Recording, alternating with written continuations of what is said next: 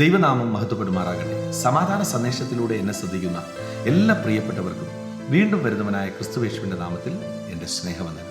42-ാം സങ്കീർത്തനം അതിൻ്റെ 1-ാമത്തെ വാക്യം, മാൻ നീർത്തോടുകളിലേക്ക് ചെല്ലുവാൻ കാംക്ഷിക്കുന്നത് പോലെ ദൈവമേ, എൻ്റെ ആത്മാവ് നിന്നോട് ചേരുവാൻ കാംക്ഷിക്കുന്നു. സങ്കീർത്തനക്കാരൻ പാടുകയാണ്, എൻ്റെ ആത്മാവിന് നിന്നോടൊന്ന് ചേരണം.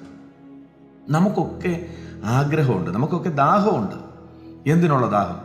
എത്ര നാൾ ഈ ഭൂമിയിൽ നന്നായിട്ട് ജീവിക്കാം എന്നുള്ളൊരു ദാഹമാണ്. മനുഷ്യരല്ലേ, മനുഷ്യർക്കെല്ലാം ആഗ്രഹങ്ങളുണ്ട്. എന്നാൽ ഇവിടെ സങ്കീർത്തനക്കാരൻ പറയുന്നത് ഭൂമിയിലെ ദാഹമല്ല, ജഡത്തിൻ്റെ ദാഹമല്ല.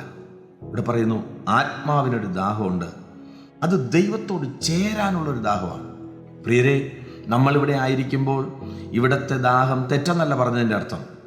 നമ്മുടെ കുഞ്ഞുങ്ങളെ നമ്മൾ വേറൊരു രാജ്യത്തിൽ വിടാനും പഠിപ്പിക്കാനും ഒക്കെ ആഗ്രഹിക്കുന്നവരാണ്, അല്ലെങ്കിൽ വേറൊരു നിലയിലെത്താനൊക്കെ ആഗ്രഹിക്കുന്നവരാണ്. അതൊന്നും തെറ്റെന്നല്ല പറഞ്ഞതിൻ്റെ അർത്ഥം. പക്ഷേ നമ്മുടെ ജീവിതത്തിനകത്ത് ഏറ്റവും കൂടുതൽ ആഗ്രഹവും ദാഹവും വരേണ്ടത് ദൈവത്തോട് ചേരാനായിരിക്കണം. മക്കളെപ്പോലും നമ്മൾ പഠിപ്പിക്കുമ്പോൾ അവരോട് പറയേണ്ടത്, എന്തൊക്കെ കിട്ടിയാലും അതിനേക്കാൾ ഏറ്റവും നല്ല ദാഹം എന്ന് പറയുന്നത്, കുഞ്ഞുങ്ങളെ, ദൈവത്തോട് ചേർന്നിരിക്കുക, ദൈവത്തിൽ നിന്ന് കുടിക്കുക. കർത്താവ് പറയുന്നല്ലോ, നിങ്ങൾ എൻ്റെ അടുക്കൽ വന്നാൽ എന്നിൽ നിന്നൊഴുകുന്ന ജീവജലത്തിൻ്റെ നദി, ഇത് കുടിച്ചാൽ പിന്നെ നിങ്ങൾക്ക് ഒരു നാളും ദാഹിക്കത്തില്ല. അപ്പൊ ആത്മാവിൻ്റെ ഒരു ഒഴുക്കാണ് നമ്മൾ കുടിക്കുന്നതെങ്കിൽ പിന്നെ നമുക്ക് ദാഹിക്കത്തില്ല.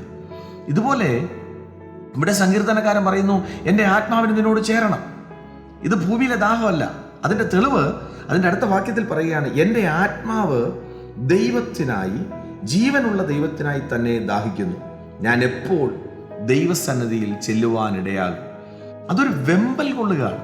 ധന്യനായ പൗലോസ് തിമത്യോസിന് ലേഖനം എഴുതുമ്പോൾ പറയുന്നുണ്ട്, ഞാൻ പാനീയയാഗമായി ഒഴിക്കപ്പെടാൻ പോകുന്നു, എൻ്റെ നിര്യാണകാലം അടുത്തിരിക്കുന്നു, ഞാൻ നല്ല പോർ പൊരുതി, ഞാൻ ഓട്ടം തികച്ചു.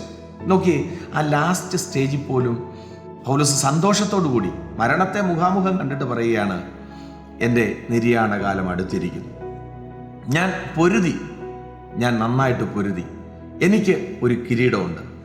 ലാസ്റ്റ് നിമിഷം പോലും പൗലോസ് ആ ദൈവത്തോട് ചേരാനുള്ളൊരു ആഗ്രഹം. എന്നാൽ അതേ പൗലോസ് തന്നെ വേറൊരു ഭാഗത്ത് പറയുന്നുണ്ട്, എനിക്ക് ജീവിക്കുന്നത് ക്രിസ്തുവും മരിക്കുന്നത് ലാഭവും. എന്ന് വെച്ചാൽ ജീവിച്ചിരുന്ന് തന്നെ നടക്കണമെന്നല്ല അതിൻ്റെ അർത്ഥം. വേറൊരു ഭാഗത്തൊക്കെ അപ്പോസ്തലൻ പറയുന്നുണ്ട്, ഞാൻ ജീവിച്ചിരിക്കുന്ന കാലത്ത് ചിലരെ കൂടി ഈ ക്രിസ്തുവിന് വേണ്ടി നേടാൻ എൻ്റെ കർത്താവ് ആഗ്രഹിക്കുന്നെങ്കിൽ, എൻ്റെ കർത്താവ് അതിന് അവസരം തരുന്നെങ്കിൽ ഞാൻ അങ്ങനെ ആയിക്കൊള്ളട്ടെ. പക്ഷേ എനിക്ക് മരിക്കുന്നതാണ് ലാഭം.